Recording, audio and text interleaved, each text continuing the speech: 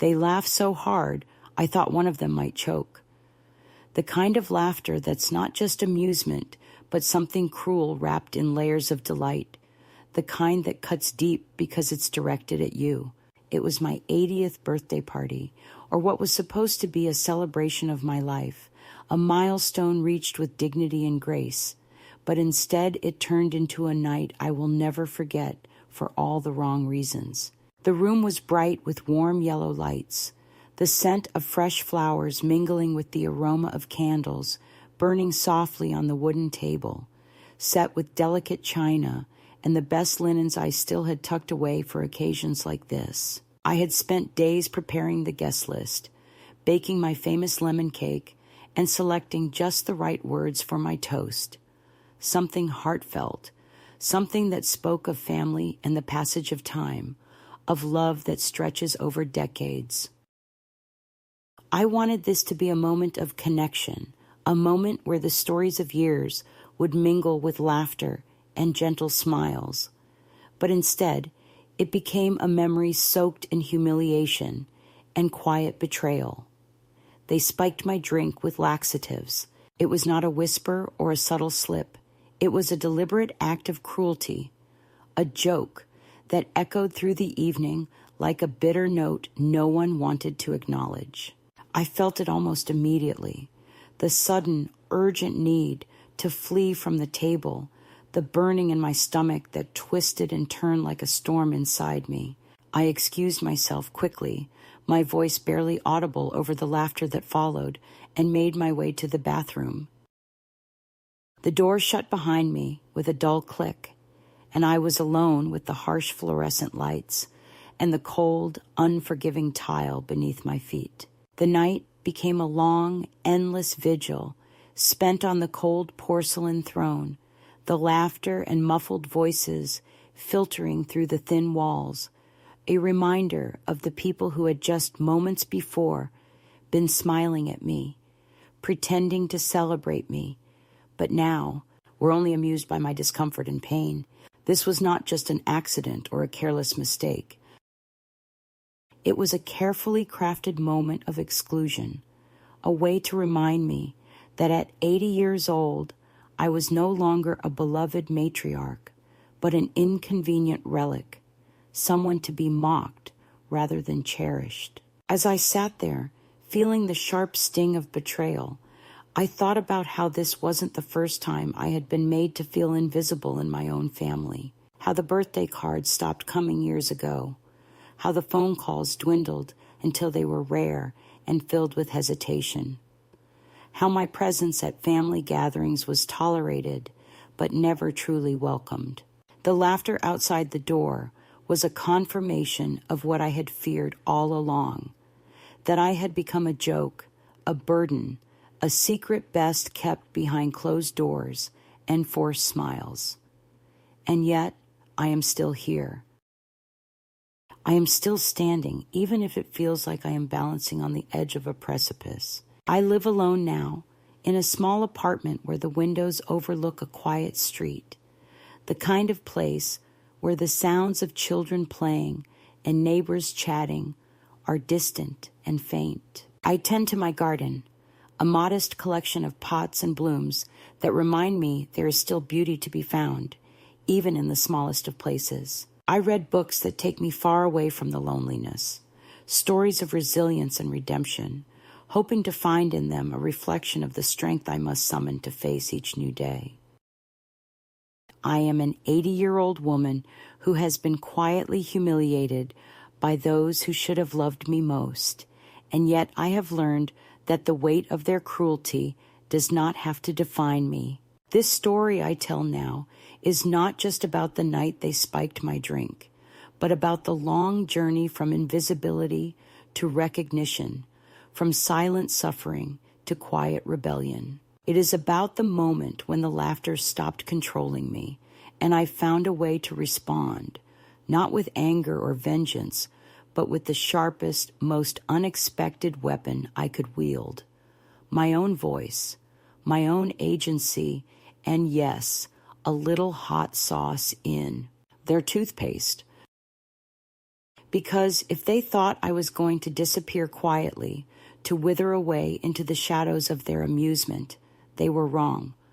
I am here, I am still here, and I am not done yet. The moment they slipped the laxatives into my drink was not accompanied by any grand announcement or dramatic gesture. It was a quiet, almost casual act, cloaked in the guise of jest and lightheartedness, but beneath it lay a sting sharper than any spoken insult. I remember holding that glass, the cool surface of the crystal trembling slightly in my hand, feeling the warmth of the room and the eyes of my family around me. I had just finished my toast, a speech filled with soft nostalgia and a hope to bridge the widening gaps between us, when one of my grandchildren nudged another and whispered something just loud enough for the youngest adults at the table to catch. Then the giggles began, low at first, then swelling like a tide of mockery that no one attempted to stem. I thought maybe I had misheard, that perhaps it was a coincidence, but the sinking feeling in my stomach told me otherwise. The taste in my mouth shifted suddenly, the edges of the sweet punch turning sour and strange. I tried to smile, to keep the moment light as I took another sip, but the warmth was fleeting and replaced by an uneasy churning deep inside me. It was the kind of sickness that comes not from the body alone, but from the sharp betrayal of those who should have been kindest. The family dinner, which had been filled with polite conversation and forced smiles, dissolved into an undercurrent of cruel amusement. I excused myself quickly, saying I needed some fresh air, but the truth was I was desperate to escape the creeping panic that was twisting my insides with growing urgency. The hallway outside the dining room felt impossibly long and cold, the carpet muffling my footsteps as I hurried to the bathroom, trying to keep my face composed even as the first waves of discomfort began to crash over me. Behind the locked door, the stark white tiles and harsh lighting did nothing to soothe the embarrassment that was settling like a heavy weight on my chest. I was alone, yet painfully exposed. The muffled laughter from the other room felt like it was bouncing off the walls, mocking me from every corner. This was not a moment of careless youth playing a harmless prank. It was an act that marked me as less than human, less than worthy of respect or dignity. They were saying, without words, that I was nothing more than a source of entertainment, an object to be laughed at rather than listened to. I had spent years nurturing this family, offering my time and my love with quiet consistency, often invisibly, while they grew and flourished around me. I had baked cakes, mended clothes, attended every recital and game, and yet here I was, discarded and degraded in the very home I had helped build. The sharp irony was not lost on me. The party, with its decorations and carefully arranged seating, was supposed to be a testament to my life, a marker of the years I had lived and the wisdom I had gathered. Instead, it became a stage for my humiliation, a memory they would carry with them as a joke at my expense. And yet, in that moment of pain and shock, something inside me shifted. It was not rage, at least not yet, but a profound clarity. I saw clearly how little they valued me, how easily I could be erased from their lives with a cheap trick and a few cruel laughs. The realization was bitter, but it also opened a door to something new, a recognition that if I was going to be treated as a joke, then perhaps I needed to find a way to rewrite the script. The next hours blurred into a haze of discomfort and quiet retreat. The family continued their celebration, their laughter occasionally spilling into the hallway as I remained in the bathroom, trying to compose myself. I thought about how this had become my place, a prisoner in a room too small for my years, locked away like some forgotten relic. When I finally emerged, I avoided the eyes of those who had orchestrated my fall, choosing instead to slip quietly out into the night, the cool air against my skin, a balm to the burning humiliation inside. As I walked away from the house that was no longer mine, I felt the weight of years pressing down, the memories of past kindnesses overshadowed by this single act of cruelty. It was a betrayal not just of a night, but of decades of shared history, a breaking of trust that could never be mended with apologies or empty gestures. This was the moment my journey began, not with a sudden outburst or a dramatic confrontation, but with the quiet resolve of a woman who had been pushed too far and found, in the depths of her pain, the strength to stand back up and reclaim her story. I would not be a punchline. I would not disappear into the shadows they had cast around me. This night, this betrayal, became the catalyst for everything that followed. It was the first step on a path away from invisibility and towards a voice that could not be ignored. Though the room had been filled with laughter, I knew that it was my silence that would speak loudest in the days to come. And so I began to plan, not out of bitterness, but out of a quiet determination to remind them all, especially myself, that even at 80 years old, I was still here, still whole, and still capable of surprising them in ways they never expected. After that night, nothing was ever quite the same, though on the surface, the days slipped by with a deceptive normality, as if the cruel joke had been just a momentary lapse, something everyone could pretend never happened. But I knew better. The subtle shifts began almost imperceptibly, like the slow drip of water wearing away stone, a gradual erosion of my place in their lives. The family gatherings that used to be filled with warmth and laughter became affairs I was invited to out of obligation rather than affection. My presence was tolerated, not celebrated, and I could feel the invisible barrier that had been erected between me and the others.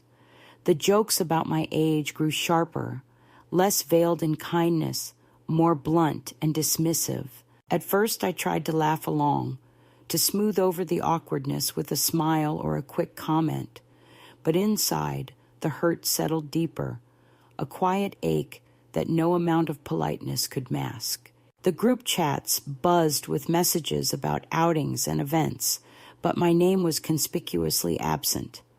I learned about plans only through passing mentions or the occasional glance that quickly darted away when I looked up.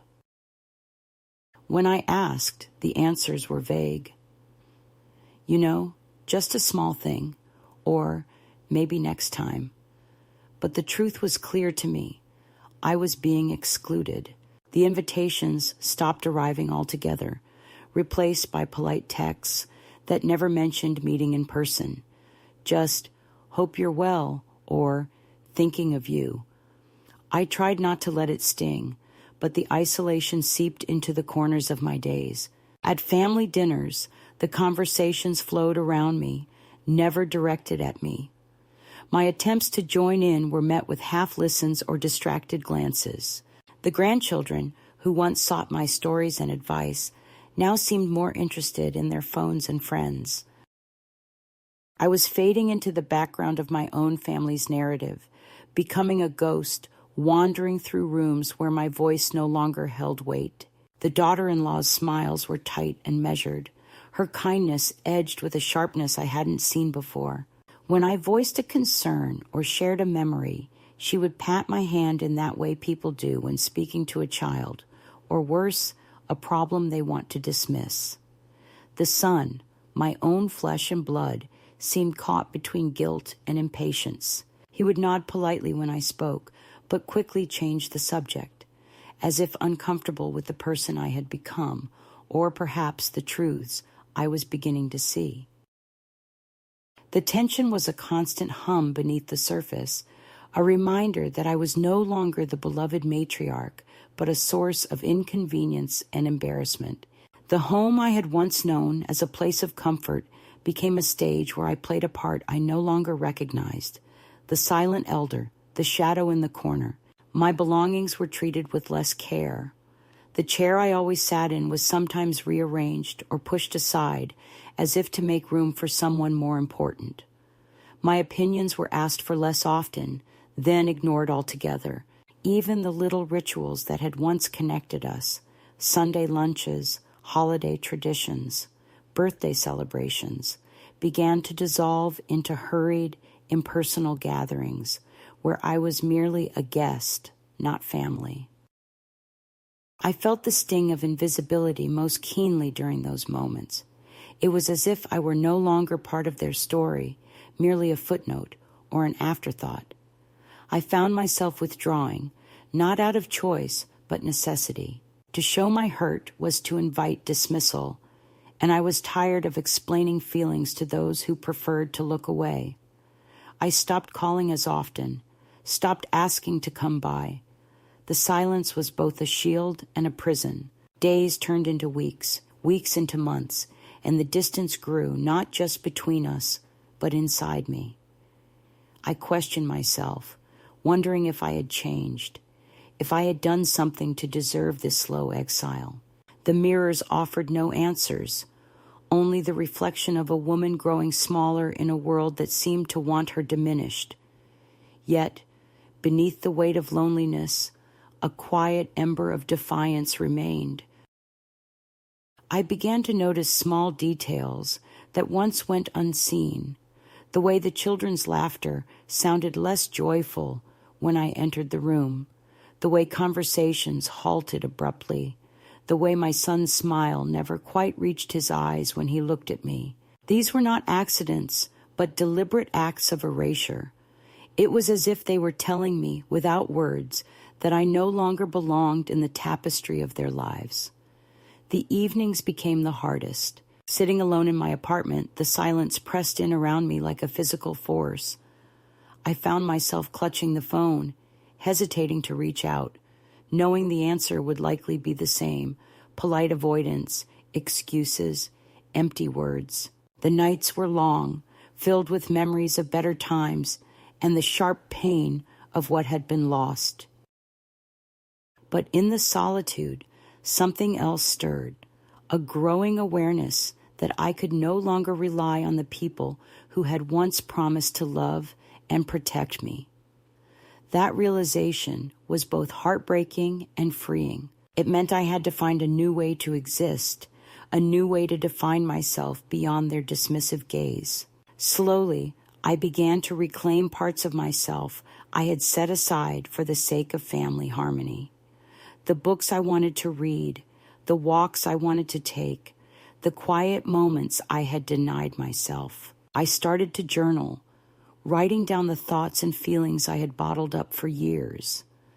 The pages became a mirror reflecting not just the pain, but the strength I had always carried beneath the surface. I realized that while they could exclude me, they could not erase the woman I was or the life I had lived. The slow erosion of my place in their lives was a challenge, but it was not the end. It was a beginning, the first step on a path toward reclaiming my dignity and my voice. In that quiet struggle, I found a new kind of resilience, one that did not rely on their approval or recognition. I learned to walk with my head held a little higher, even when the world seemed determined to make me small. The days of laughter at my expense had passed, but the laughter I carried within myself, the laughter of survival, of knowing my own worth, was just beginning.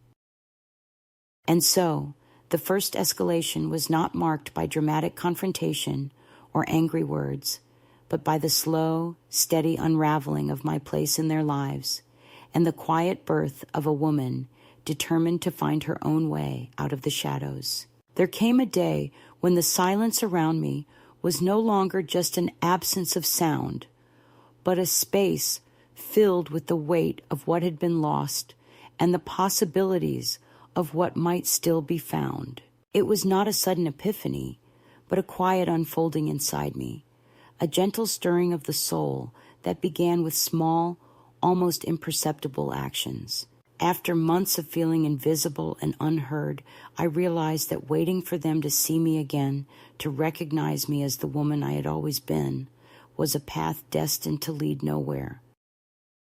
The moment I stopped hoping for their acknowledgement, I started noticing the world outside the narrow walls of my exclusion. I found myself walking longer routes during my daily errands, noticing the way sunlight spilled through the leaves of trees, how the air smelled just before rain, and how the rhythm of my own steps could steady my racing thoughts. These walks became my sanctuary, a place where I was not a forgotten grandmother or an overlooked guest, but simply a woman moving through space and time with purpose. At first, these changes were small and tentative. I bought a new journal, a modest notebook with a soft cover, and began writing down fragments of memory, feelings, and reflections that had no audience but my own quiet attention. The pages captured my loneliness, but also my growing strength, the emergence of a voice that was no longer muffled by shame or self-doubt. In those words, I began to reclaim the parts of myself that had been dulled by years of submission and invisibility.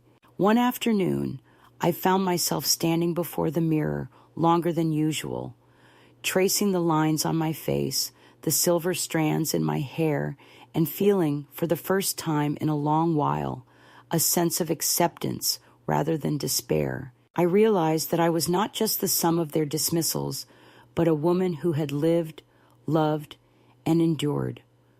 The next step came quietly, almost by accident. On a trip to the grocery store, I lingered in the tea aisle, my fingers brushing against familiar boxes of chamomile and Earl Grey. I picked up a tin of my favorite blend, something I had not allowed myself to buy in years because it was not part of the household anymore. As I held it in my hands, a simple, unexpected joy blossomed inside me. This tea was for me, not for anyone else, and that made all the difference. I bought it and carried it home like a small treasure, a symbol of a life I was beginning to reclaim. Back in my apartment, I brewed a cup and sat by the window, watching the world go by as the warm steam curled around my hands. In that moment, I understood that reclaiming my life would not be a grand, sweeping gesture, but a series of small, deliberate acts of care and self-respect. I began setting boundaries, gentle but firm lines, drawn around my time and energy. When invitations came, I chose which to accept, no longer feeling obligated to say yes to every request or demand. When conversations turned to painful topics or dismissive remarks, I learned to listen without absorbing the hurt, to hold my dignity intact even as the world around me shifted. Alongside these quiet shifts, I sought out new connections, reaching beyond the fractured family ties to build a circle of friends and acquaintances who valued me for who I was, not for the role I was expected to play. I joined a book club at the local library, where the discussion was lively and respectful, and I found myself eager to share my thoughts and listen to others. The women there ranged in age and background, but we shared a common desire for companionship and understanding. It was a balm to my spirit to be seen and heard in such a space, to know that I was not alone in my experiences or my hopes. At home, I started tending to my small garden with renewed purpose, planting bright flowers and herbs that brought life and color to the windowsill. The act of nurturing growth was a metaphor for my own journey, a reminder that even after seasons of neglect, there was still the potential for renewal and beauty. In the evenings, I allowed myself moments of quiet reflection, reading poetry, and listening to music that spoke to the depths of my heart. I began to dream again, not of the past or the family that had rejected me, but of a future shaped by my own choices and desires. This turning point was not without its challenges. Old wounds surfaced, memories of rejection and loneliness that still ached. But rather than burying these feelings, I faced them with honesty and compassion, allowing myself to grieve the loss of the life I once imagined, but no longer had. In that grief, I found the strength to let go of the pain that had held me captive for so long. I realized that reclaiming my life meant not only stepping away from the family that had cast me aside, but also forgiving myself for the years I had spent trying to hold on to their approval. I was no longer waiting for their permission to exist fully and authentically. This new awareness brought with it a profound sense of freedom, the freedom to choose my own path, to prioritize my own well-being, and to live without apology or shame. And so, the midpoint of my journey was not a moment of dramatic rebellion or confrontation, but a quiet awakening, a shift from victim to survivor, from silence to voice. It was the first step toward healing and agency, a turning point where I began to write the next chapter of my life on my own terms.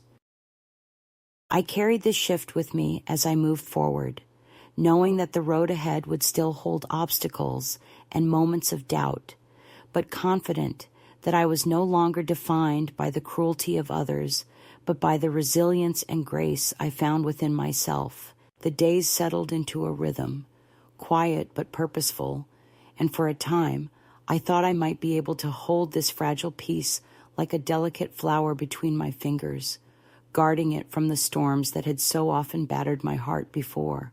But the past, as it so often does, reached out with insistent hands, reminding me that the ties that bind are not easily severed, and that those who hold power often do not relinquish it without a fight. It began with a letter, the kind that arrives with a heavy weight, not just in the envelope, but in the words that spill out onto the page like a tide of unresolved history.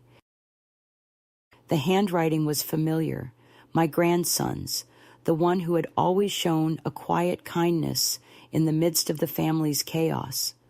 His letter was filled with concern and longing, a bridge stretched across the distance that had grown between us. He asked where I was, how I was, if I was safe. His words were gentle, without accusation or blame, a flicker of light in the darkness I had inhabited for so long. Yet even as his letter warmed my heart, it was followed swiftly by other messages that carried a different tone altogether. Messages from my son and daughter-in-law, wrapped in the guise of care, but heavy with expectation and thinly veiled demands. They spoke of worry, of the family's distress at my absence, and of the need to come home, to resume the roles we had all played for so many years. Their words were polished, carefully constructed to sound reasonable, but the undercurrent was unmistakable. They wanted control, not reconciliation. The phone calls began soon after, a flurry of voices that left little room for my own to be heard. My son's voice was sharp, tinged with frustration and impatience, while my daughter-in-law's was cool, measured, the practiced tone of someone skilled in managing difficult conversations. They asked where I was staying, who I was with, what I was planning to do. Each question was a thread pulling at the fragile fabric of my newfound independence. I answered as best I could, carefully choosing my words to assert my boundaries without igniting the flames of conflict. But their persistence only grew, a relentless tide of calls and messages that left me feeling cornered and scrutinized. The family's concern was a mask for their need to reassert control, to pull me back into the roles they had assigned long ago: the obedient mother, the dutiful grandmother, the quiet fixture in their lives. I felt their eyes upon me even from afar, a presence that sought to shrink me once more into invisibility. Then came the visit from the lawyer, a man with sharp eyes and a clipped manner, who spoke on behalf of my son and daughter-in-law. He arrived at the cafe where I worked mornings, his presence a stark reminder that this was no longer just a family matter, but one entangled with legal and financial implications. He spoke of concerns for my well-being and the need to ensure that I was in a safe environment. His words were careful, almost clinical, but the message was clear. My independence was seen as a problem to be managed. I listened quietly, folding my apron and placing it on the counter with deliberate calm. I told him that I was of sound mind and in a safe place, that I was capable of making my own decisions. I told him there were no next steps unless I chose them, and that any further attempts to interfere would be considered harassment. His eyes flickered with something between surprise and irritation, but he said no more and left. The encounter was a test, a challenge to my autonomy, and I met it with the steady resolve that had been building within me. But the family's attempts to draw me back were not limited to official channels. The daughter-in-law showed up one afternoon at the cafe, her polished appearance and carefully controlled demeanor belying the nervous energy beneath. She spoke of panic and regret, of the mistake that had been made at my birthday party, and of the children's confusion and longing for their grandmother. She presented an envelope with money, a peace offering for the grandson struggling without my presence. I took the envelope not because I wanted what was inside, but because I did not wish to give her the satisfaction of outright refusal. Yet I made it clear that the grandson did not need an intermediary. He knew how to reach me if he wished. Our conversation was tense, layered with unspoken truths, and the distance that years of neglect had carved between us. She admitted, with a weariness I had never seen before, that she had not intended to replace me, only to carve out a space where the family could function without the shadow of the past looming in every room. Her words were the closest thing to honesty I had heard from her, and yet they were a reminder that the struggle for recognition and respect was far from over. The past kept returning in other forms too. A local newspaper article appeared, profiling my disappearance and the family's concern for my welfare. The quotes from my son and daughter-in-law painted me as vulnerable and lost, a woman who had vanished without warning and caused stress and confusion for those left behind. The article was a performance of sympathy, designed to garner public support for their narrative and to cast me once again as a figure of pity and helplessness. I laughed bitterly at their portrayal, recognizing the absurdity and cruelty of it all. I kept the clipping, not out of sentiment, but as proof of the lengths to which they would go to control the story and the image of me. The pressure mounted, but I stood firm, drawing strength from the new life I had built and the connections I was nurturing. The friends I had made, the routine I had established, the small victories of autonomy and self-care were shields against the encroaching storm. And then, one day, my grandson came to see me, arriving quietly and unannounced. His presence was a balm to my spirit, a reminder that even amidst the conflict and hurt, there were threads of love and hope that still held firm.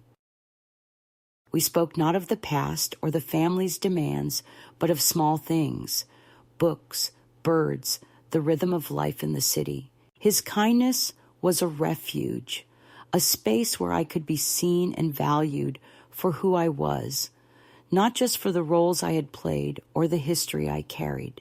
This visit was a test for both of us, a moment of fragile reconnection that did not promise reconciliation, but offered a glimpse of possibility.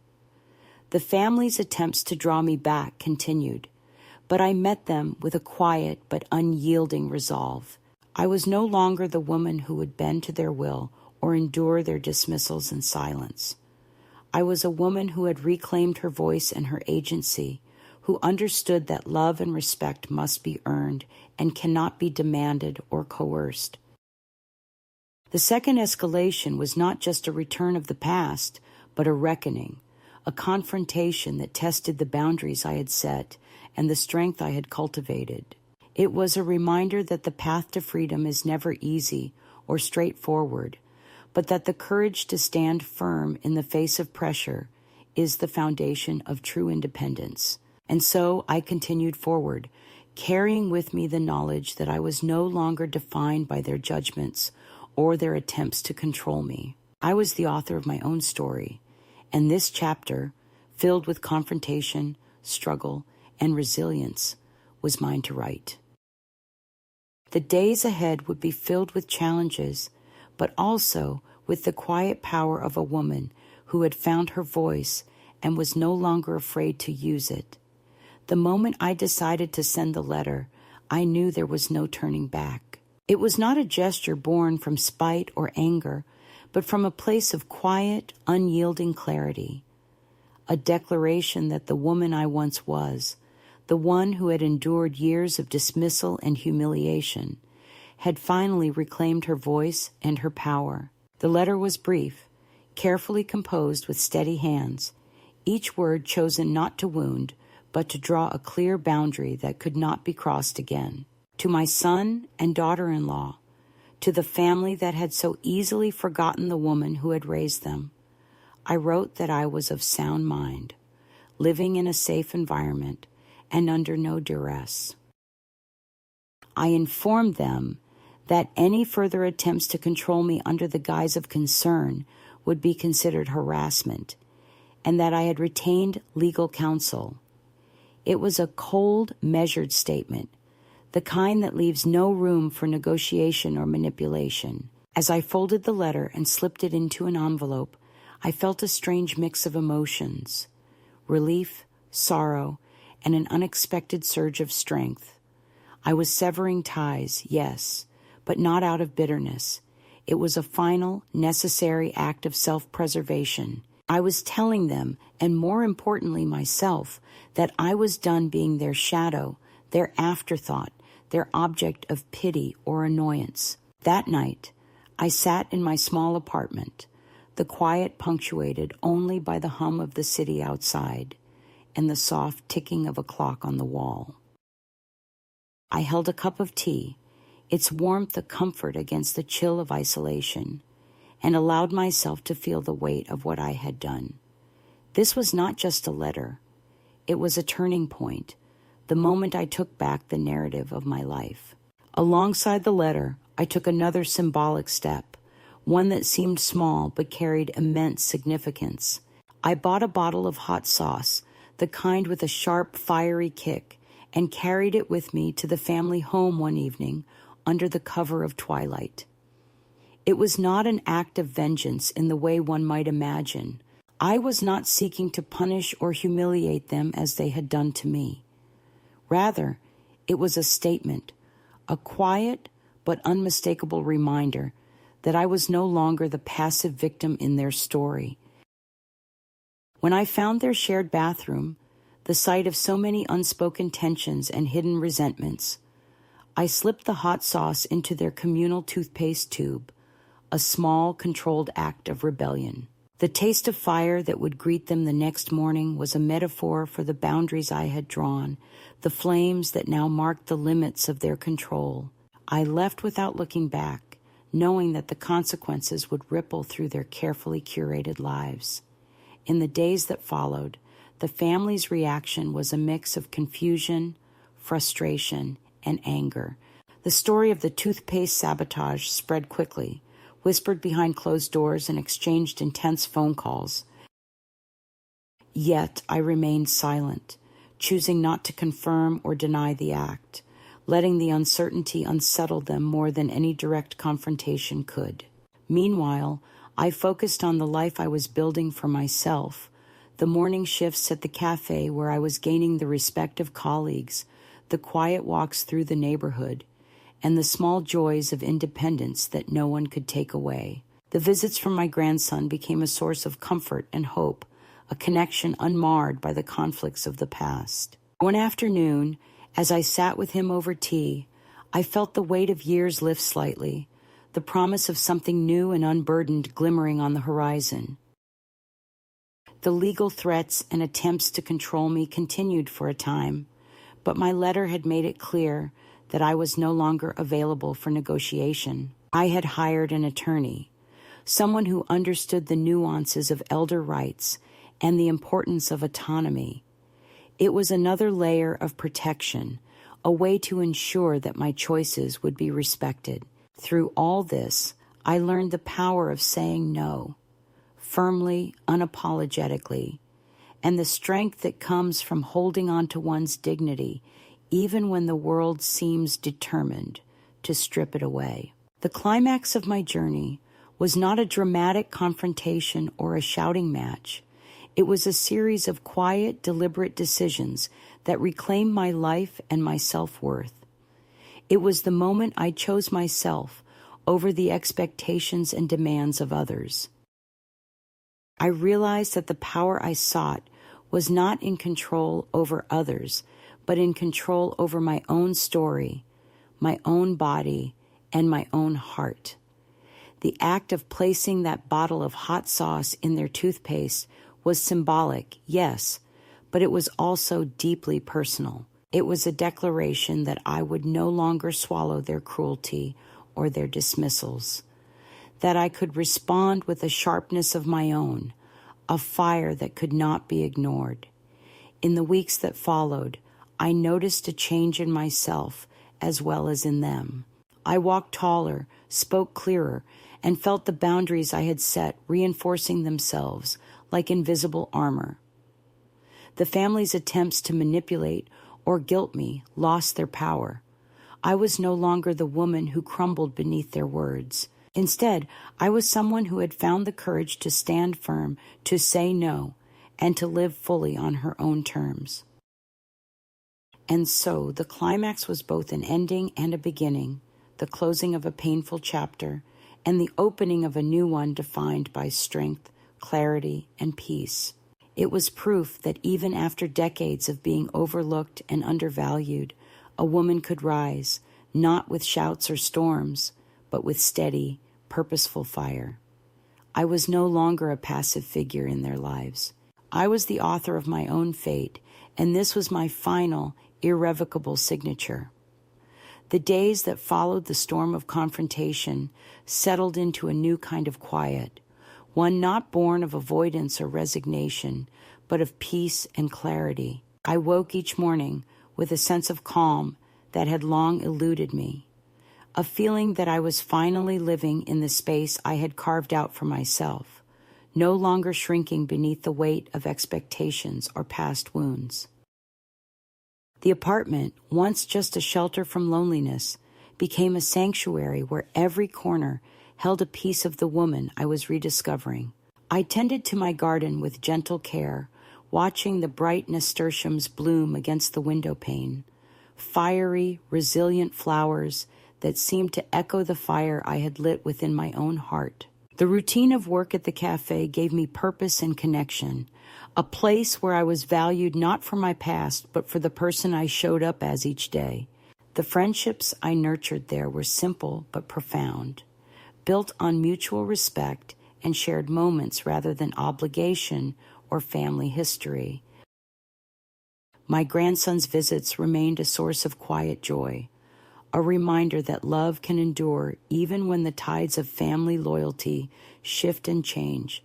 Our conversations were gentle and unhurried, filled with small talk and shared silences that spoke volumes more than words ever could.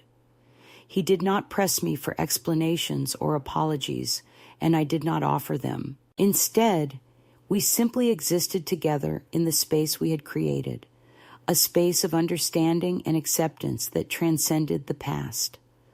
The phone stayed off most days, tucked away like a fragile artifact of a life I had left behind.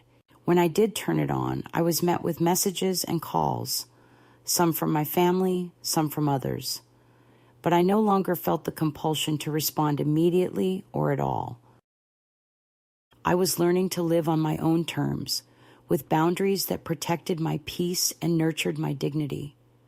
Letters came and went, some carefully composed and sent, others written and kept hidden in the drawer like secret prayers or confessions. One evening, I found myself writing a letter not to my family but to myself, a letter filled with words of kindness and affirmation that I needed to hear. I wrote of the strength it had taken to walk away, of the courage to say no, and of the quiet victories that marked each day. I sealed the letter and tucked it into the back of my journal, a talisman against forgetfulness and despair. The years of waiting, hoping, and hiding had given way to a life that was not perfect, but was entirely mine. I was no longer the woman who waited for permission to exist, who shrank beneath the judgment of others or the pain of exclusion. I was a woman who stood tall, whose voice was steady, and whose spirit was unbroken. The house of my past, the family that had once been my world, became a distant memory, not a wound reopened, but a story I carried with grace and acceptance. The final letter I sent to the lawyer was a quiet declaration of independence, a legal seal on the freedom I had claimed with my own hands and heart. It was the last formal boundary I set, a clear message that my life was mine to live as I chose, without interference or manipulation. In the stillness of these days, I found a new kind of joy, one not dependent on others' approval or presence, but born from the deep well of self-respect and peace. I learned that healing is not a straight path, but a spiral, a journey that circles back to itself with new insight and strength. And in this journey, I discovered that I was never truly alone. There were others, women like me, who had been dismissed, overlooked, and undervalued, who found their own ways to rise and reclaim their stories. To them, I offer this message. Do not wait for a perfect moment or for someone else to give you permission. Your voice matters, your story matters, and your life matters. You have the power to choose yourself, to step out of the shadows and into the light of your own making. And when you do, you will find that the world, or at least your world, shifts in ways you never imagined. The coat I bought for myself, the one that fit like a second skin, hangs by the door as a daily reminder of the woman I am, strong, capable, and unapologetically whole. The laughter that once belonged to others now bubbles quietly within me, a celebration not of past pains, but of present freedom. As I sit by the window, watching the seasons change and the wind stir the leaves, I feel the steady pulse of life beneath my fingertips and in the beat of my heart. I have walked away from a past that no longer serves me, and in doing so, I have walked into a future of my own making. This is not the end, but a beginning, a new chapter written with courage, dignity, and hope. And if this story finds you at a moment when you feel lost or invisible, know this. You are seen, you are heard, and you are never alone. The step away is the first step toward the life you deserve. When you take it, come back and tell me. I will be here ready to listen, ready to welcome you home. It had been 3 months since the letter. 3 months since the bottle of hot sauce had found its way into their toothpaste. And in that time, my life had taken on a rhythm I could never have imagined during the long years I spent tethered to their approval. The days passed without drama, without those sharp shocks of humiliation or tension that once seemed unavoidable, and instead I woke each morning to something rare and unfamiliar. The absence of fear. I no longer flinched at the sound of my phone ringing, no longer braced myself for the sudden intrusion of voices that sought to dictate the terms of my existence. My mornings began with quiet rituals, boiling water for tea, opening the curtains to let the sunlight flood the small room, and stepping out onto the balcony to breathe in the scent of the city as it came alive. These were not grand gestures, but they were mine, and their simplicity held a kind of profound beauty I had long overlooked.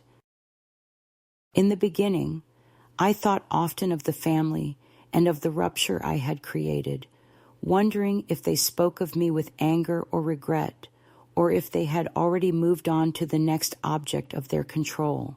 But as the weeks passed, I found that their absence in my life left not an empty space, but a wide open expanse into which I could grow. I began filling that space with people who brought warmth instead of judgment. There was Linda, a widow who lived 2 streets away, who invited me to join her for morning walks in the park. We moved slowly, matching our pace to our conversations, speaking of books, recipes, and the strange turns our lives had taken. There was Raphael, a retired teacher who ran the small secondhand bookshop on the corner, who seemed to know exactly what I needed to read before I did. And there were the women at the library's knitting circle who welcomed me into their fold without questions about the past. The change in my world was not only external, but deeply internal. I no longer measured my worth against their approval, no longer questioned whether I was too much or not enough.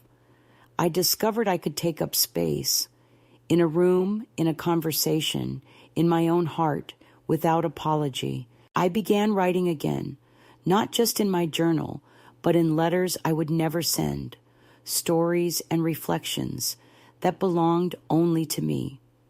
Some evenings I would sit by the window, pen in hand, and let the words pour out without censoring them. I wrote of the birthday night, of the bitterness of that first sip of poisoned drink, of the burning humiliation that had driven me into the bathroom. But I also wrote of the hot sauce, of the quiet satisfaction of placing it where they would least expect it, of the way my hands did not shake as they once might have. In writing, I found a new kind of release, not of forgiveness, but of ownership over the story. It was during one of these writing sessions that I received a letter from my grandson. This time, it was different. There was no undercurrent of manipulation, no subtle pressure to return. He wrote simply to tell me that he had moved out of his parents' house, that he had found work at a small design firm in another city. He did not ask me to come back or to reopen old wounds. Instead, he told me about the park near his apartment, the little bakery he passed on his way to work, and the stray cat that had adopted him. At the bottom of the letter, he wrote, "You were right to leave. I see that now." I held the paper in my hands for a long time, letting the words sink in, feeling the quiet vindication of being seen, truly seen, by at least one person who mattered. The encounter with the past was not entirely over, of course.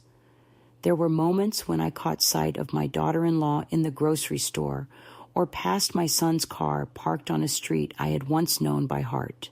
Each time, I felt a jolt, not of fear, but of something like detachment, as if they belonged to a different lifetime. Once, we made brief eye contact in the produce aisle. She looked away first. That small detail, almost imperceptible, carried more weight than I could explain. It was not a victory in the loud, triumphant sense, but in the quiet, enduring sense that I no longer occupied the role they had written for me. One evening in late spring, I decided to host a small gathering at my apartment, my first in years. The guests were not family by blood, but by choice, the friends I had made in this new chapter of my life. We shared food, laughter, and stories that had nothing to do with the past. At some point, someone mentioned birthdays, and I realized that my next one was just a few weeks away. The thought no longer carried the sting it once did. I would not spend it locked in a bathroom or enduring forced laughter. I would spend it exactly as I wished, with people who respected the life I had fought to build. That night, after everyone had gone and the apartment was quiet again, I made myself a cup of tea and stood at the window, looking out at the streetlights flickering against the dark. In the reflection of the glass, I saw not the woman they had tried to reduce, but the woman I had become, older, yes, and marked by scars both visible and invisible, but also unafraid, unapologetic, and unbroken. If there is one truth I have learned in all of this, it is that we cannot control how others see us, but we can control how we see ourselves.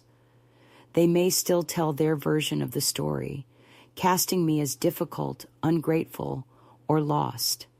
Let them. I know the truth, and the truth is that I walked away from the cage they built and found the wide, open air of my own freedom. And perhaps one day, if my grandson asks me directly about the hot sauce, I will tell him. I will tell him how a single act, small in the eyes of the world, but enormous in the landscape of my life, marked the moment I chose myself. And I will tell him that every sip of tea I take now tastes sweeter for it.